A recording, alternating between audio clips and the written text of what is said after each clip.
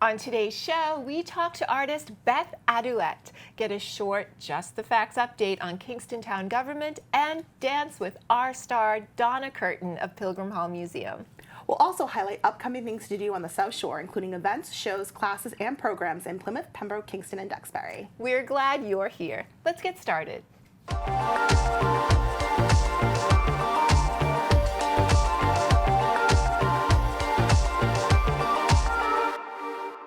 Beth Adoette is one of 22 local artists featured in our current gallery exhibition, Little Beasts, Insects and Blooms.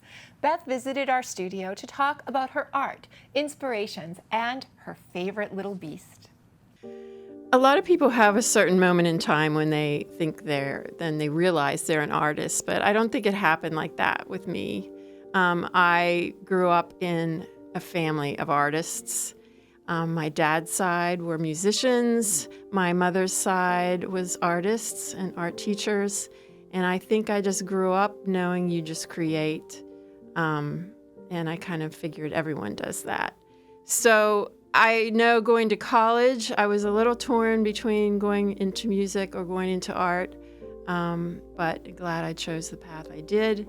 And I kind of feel everyone has a little bit of that in them. They just need to foster it. Oh, I have so many favorite little beasts. I like Herculean beetles. Little newts come to mind. They're not insects, but anything little. Anything will catch my eye. It's always interesting. Little beasts. If I hear little, I think that's the word that pulls me in. My artwork is all about paying attention and looking at little details. If I see something complicated or little, I'm in. I don't really do landscapes and big vistas. I just narrow in on the tiny little details. I think I've done that all my life, and it kind of keeps me a little kid.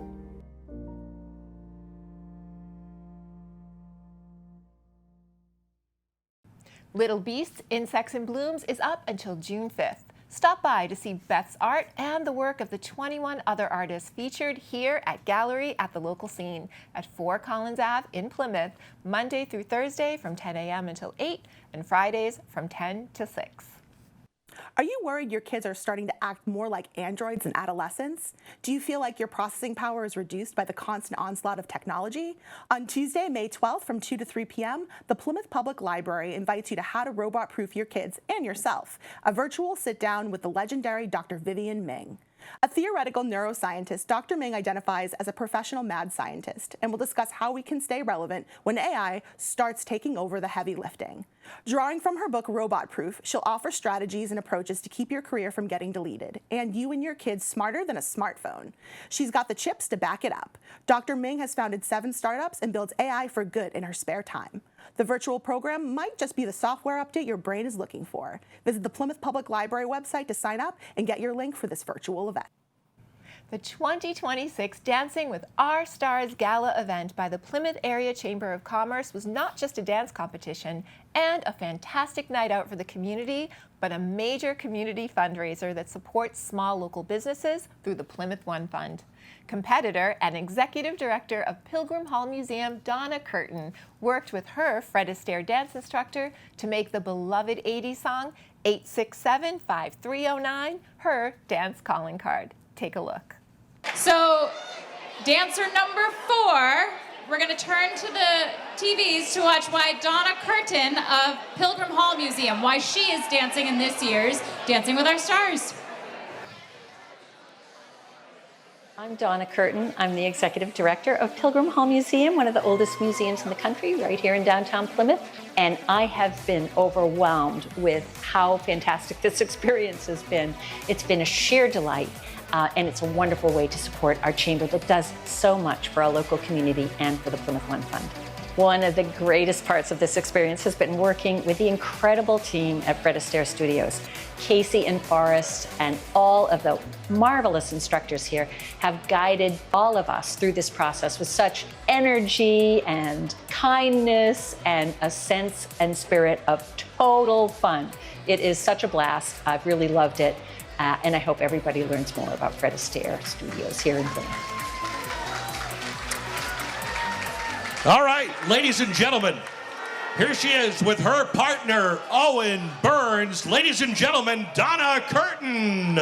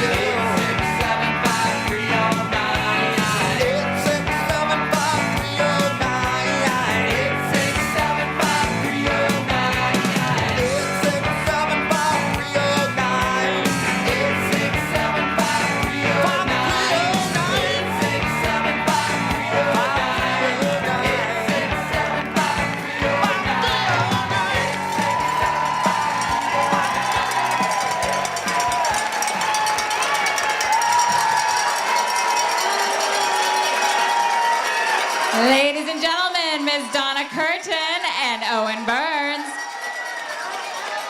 The Pilgrim Hall Society of... Oh, yes. Yes, so, Donna, so I want y'all to know that we got to watch the run-throughs in studio. And I didn't get to see Donna dance a lot, right? Because just her schedule didn't line up with mine when I was in the studio. And when they showed me the routine, I was like, oh, we have a book. And I said, I thought the routine was choreographed for a cell phone, right? We're walking with cell phones and we crash into each other. And Donna said, oh, no, no, no. That is not historically accurate. Exactly. In the 80s, we did not have cell phones. This song is from the 80s, so I will be reading a book. And what book are we reading? I'm not wearing my glasses. William Bradford's Of Plymouth Plantation. Yes. Exactly. True Of to brand course. for Donna Curtin. True. So, Donna, I appreciate and love all the historical accuracy that you brought to the routine. I want to know, what was this experience like for you? Completely a bucket list item. And if you haven't tried this, you know, out of the comfort zone, as we were told, it's a fantastic experience from start to finish. Thank you. No, thank you for being a part of this. Oh, and Owen, what was it like working with Donna? It was amazing. This was an especially difficult routine footwork-wise, and Donna just mastered it and kept going with it and had just this natural chemistry and energy on stage that just really helped elevate the routine. Well, it was great. It was fun. Yeah, it was awesome. It was a blast through the whole time. Great job. All right, we're gonna get some judges' scores. And who did we start with last time? Who do we go to now? I think we're going to start with Jen. Okay, fine. Jen, we'll is it start your with turn? Jen. All right, let us know what you thought, my darling. Oh my goodness, that was a lot of fun. And yes, Owen, her footwork was fantastic. One of my biggest pet peeves as a dance instructor is people looking down too much. And I don't think you look down at all in that routine. So kudos to you. You did a fantastic job. And I'm going to give you a 9. 9. That's a 9. 9 to get started from Jen. All right, next up in line, we're going to go to Mr. Stephen Cole. Dr. Donna Curtin, if the Pilgrim Fathers saw you today, they would change their religion to party with you. Oh my goodness. I thought that was phenomenal. I also realized that no one offered me dance boots when I participated last year. I want to note on that with you guys. I expect the very best from these dancers because I know they're tightly curated by Amy and the Chamber of Commerce and the community. Donna, you delivered tonight. I'm excited to give you a 10. That's a 10. That's a 10 from Stephen Cole. It's a 10. All right, so next we'll go to Mr. Kevin Hood. Wow, Jenny, that was really good, Jenny. I'm just kidding. Donna, that was technical, actually. Like Jen said, that is amazing. I mean, to have that routine with that much technical stuff in it. Oh, and nice job, man, with her. You can dance. Thank you, thank Good you. for you. Here we go. Woo! 10. That's a 10. A 10 from Kevin Hood. One more judge to go. One more judge, Ms. Ayla Brown. What did you think? I felt like I was watching a very flirtatious museum experience. I don't know how to describe it, but like I wish someone would do that to me when I was at the painting of the Mona Lisa or something. You got to get to the Pilgrim Hall Museum. Exactly. I will echo what you said about the footwork. To me, you were the first of all of the contestants so far that actually used, like impressive footwork. I was really impressed by it. So kudos to you, Owen, for teaching her those things. And I really enjoyed the story and the theatrics and the outfits, so you get a 10 from me. 10! That's a 10! 10 from Ayla Brown. Very well-deserved scores, and now let's see how much money we can get people to throw in those buckets for you. Ready? So you know the deal. We get 1 minute. When the song ends, you're done. You bring your buckets back up to the judges' table, and Amy, Buckets filled. Buckets. on your mark, get set, go! Go! You go that way. Come on, shake your body, baby, do that conga. No, you can't control yourself any longer. Come on, shake your body, baby, do that conga. No, you can't control yourself any longer.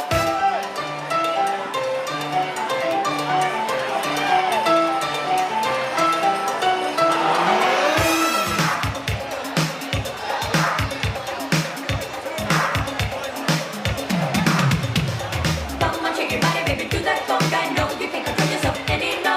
Feel the rhythm of the music getting stronger. Don't you fight it till you try to do that conga beat.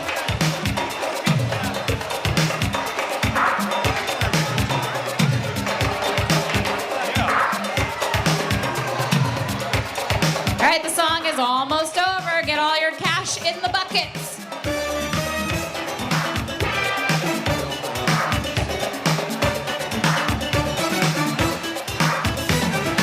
Time is running out soon, so fill the All right, buckets. 5, 4, 3, 2, 1. You're done. Bring all the buckets back up to the judges' table. All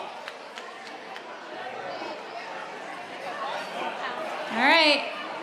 The song is over, so we're going back up to the judges' table, and we're going to give one more round of applause for Donna and Owen. Hey! They were great.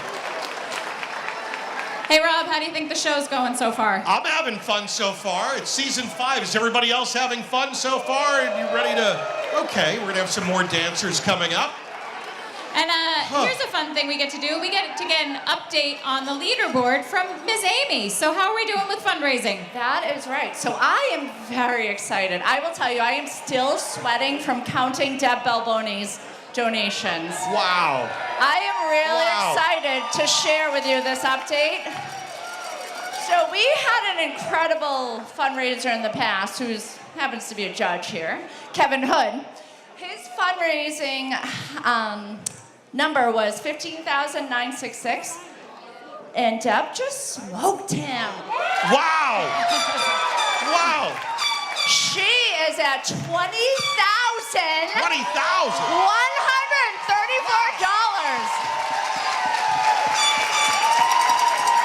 I hope she's out here celebrating. Wow. That's a new record. That's a new record. Sorry, Kevin. Move over. Deb, I want you to step down. Wow, new record. That's amazing. So congrats to Deb. I mean, that is absolutely phenomenal. She brought out, her supporters are here in full force. We just got another check number of checks dropped at us, but yeah, I'm still sweating from dab. But other dancers, we are right now counting Donna's. But Bryson, I'm super excited to report, he hit his fundraising goal. Yeah, Bryson. It's Bryson.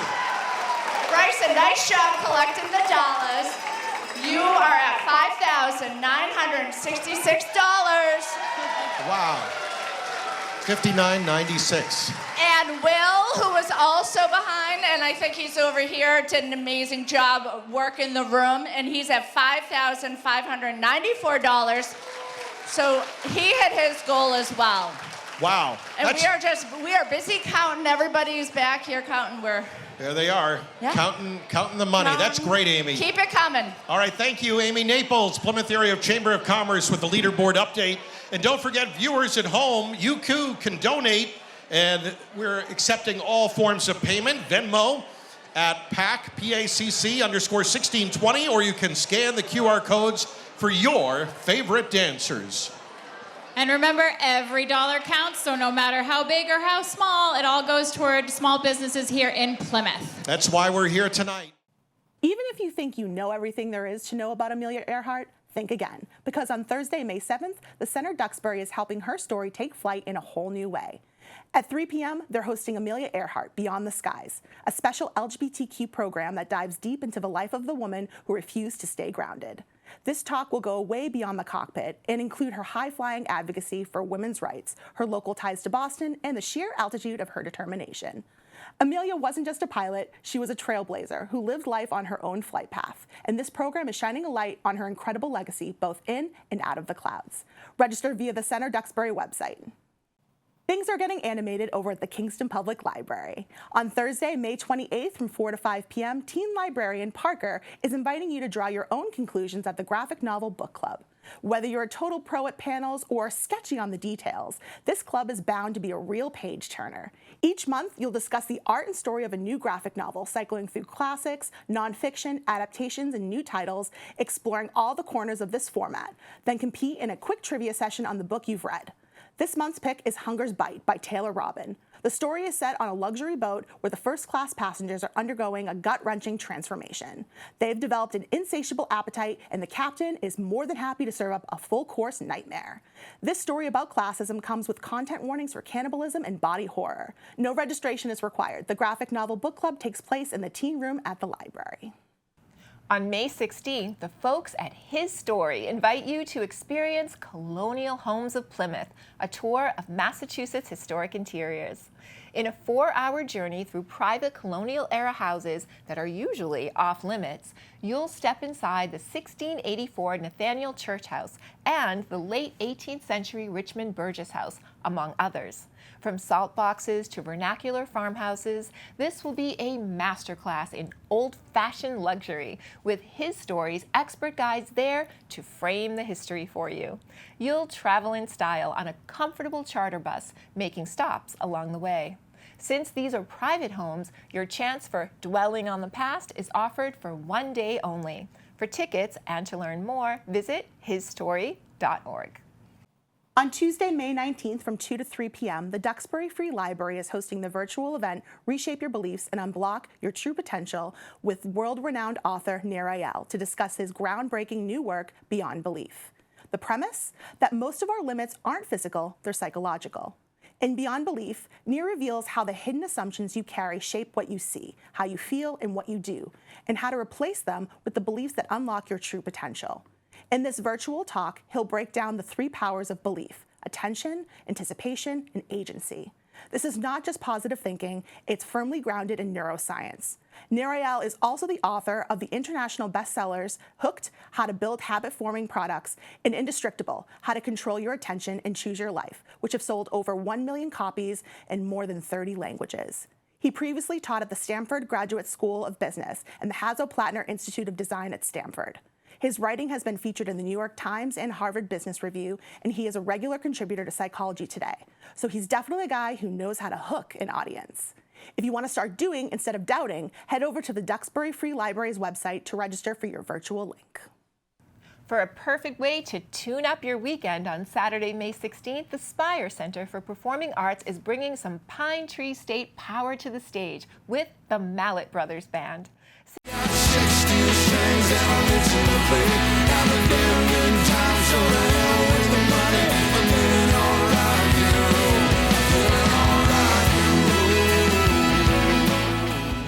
Since hitting the scene in 2009, this Maine-based band founded by brothers Luke and Will have been serving up alt-country, Americana, and their roots rock sound at venues and festivals across the United States.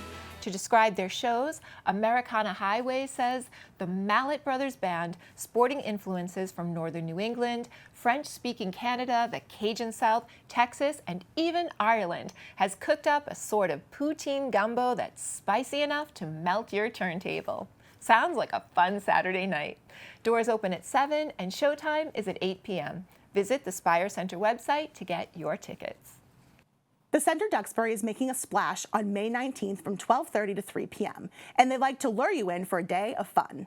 Experts from the Mass Division of Marine Fisheries will present a fishing clinic to tackle the basics of the sport, from tying the perfect knots to practicing your casting and identifying your catch. All gear, bait, and tackle are provided, and you won't even need a fishing license to join the school. Reel in your spot by visiting thecenterduxbury.org or by calling 781-934-5774.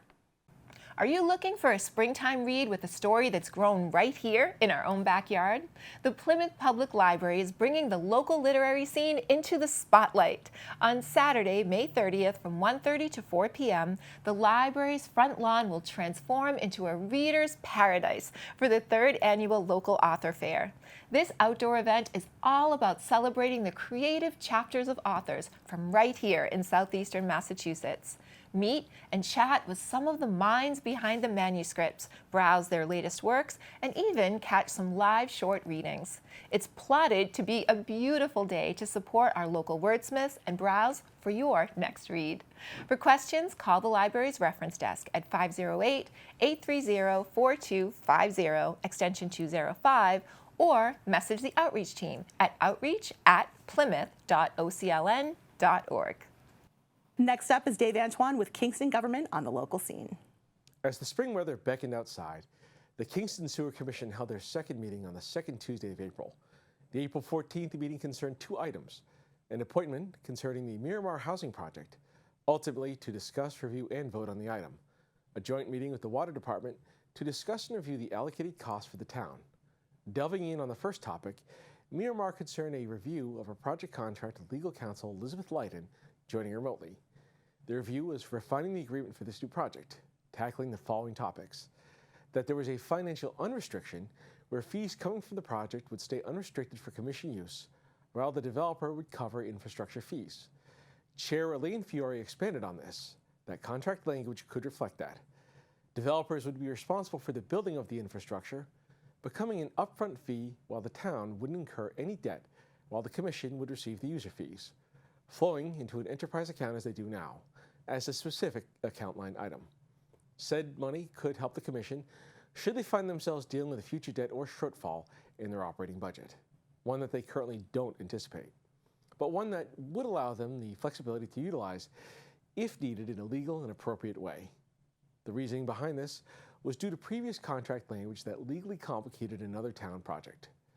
They also looked at capacity allocation, clarifying that a figure of 44,000 gallons per day is solely for betterment calculations, seen as how much property owners should pay for the benefit of a public sewer system but not actual flow entitlement, which is the maximum of wastewater flowing from the space. The system will measure the actual usage with a master meter. Other topics noted out of the contract were project transfers, including a need to update the contract and allow for development rights to be transferred for the specific project only, and not cause capacity redistribution to other spaces in town. Lastly, the Commission's allowance on authorizing liens on properties with unpaid user fees in accordance with Massachusetts law. Soon after, the Commission held a joint meeting with the Water Commission, they themselves coming from their own meeting down the street. The goal of the speed-up was to address concerns over town-allocated costs. There was considerable concern over IT services, felt by the Commissioners as not being transparent nor clear itemization of indirect costs for those services with respect to the budget. given a cost of nearly $90,000 didn't seem to line up with the actual service use, particularly since there are separate contracts for SCADA, known as Supervisory Control and Data Acquisition, a remotely controlled infrastructure common in industrial settings, such as sewer and water systems. The commissioners wanted an itemized breakdown of the IT bill with the aim of ensuring fair usage and the billing equitable, like a restaurant when providing the bill to diners, but with relation to information technology. One member of the commission looked at the police department as an example with a figure of $13,000 for 1 year, with more technology versus sewer paying over $22,000 every 3 months, but with less technology.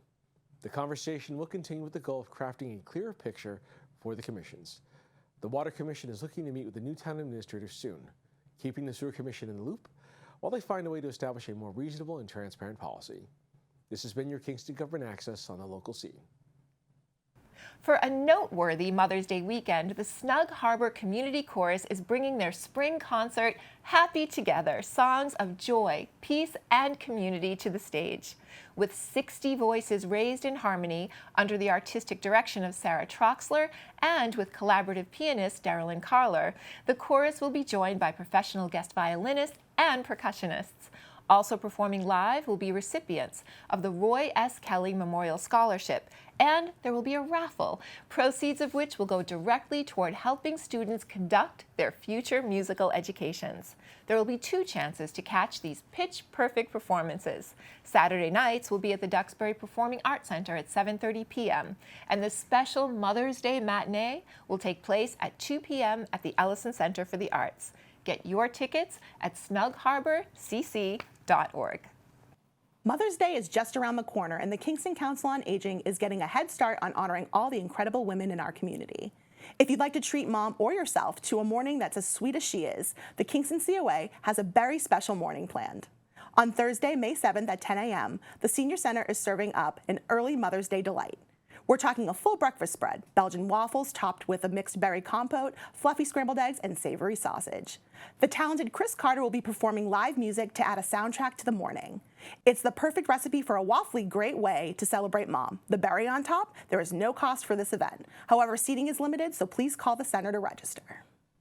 If you have a passion for pastry and a love for local flavor, it's time to whisk away your Saturday afternoon plans. The Pembroke Public Library's May 16th Baking Club theme is ripe for the picking. From 2 to 3 p.m., the library will turn into a dessert destination, and the star of the show is the strawberry. Whether you've got a crust for a sweet tart or a need to try a savory strawberry bread, the rules are simple. Bake it, bring it, and be ready to share. It's a literal melting pot of community flavors where you can swap recipes and jam with fellow bakers. This event is open to families, teens, and adults and is a piece of cake to join. Just bring your strawberry-themed creation to the library and prepare to share and sample what your neighbors have been cooking up. Have you ever tried to read a legal document and felt like you needed a translator? You're not alone. Navigating the fine print can be a real trial. To help, the Plymouth Public Library is hosting a pop-up law library in the boardroom on Monday, May 11th from 10 a.m. to 1 p.m. Emily Morin, head law librarian of the Plymouth Law Library, will be offering one-on-one help with legal research and finding reliable legal information. Whether you're trying to find a specific resource or just need a referral to the right services, Emily will be on site to help you make your case. It's a rare opportunity to get expert guidance without having to set foot in a courtroom. And that, my friends, wraps this episode of The Local Scene this week. Thank you for watching. If you have a story or event you'd like people to know about, email us at story@thelocalscene.media.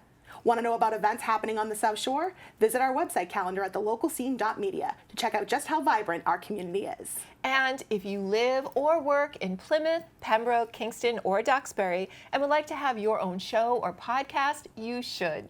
Email community@thelocalscene.media to find out about our free production services and training for community members. And as always, we thank our patrons Tiny & Sons, Quintal Brothers, and Squinty's Pizza for supporting our mission of community in action through media. The Local Scene this week. We'll be back next week with more of what's good and good to know in our area. Until then, we'll see you on The Local Scene.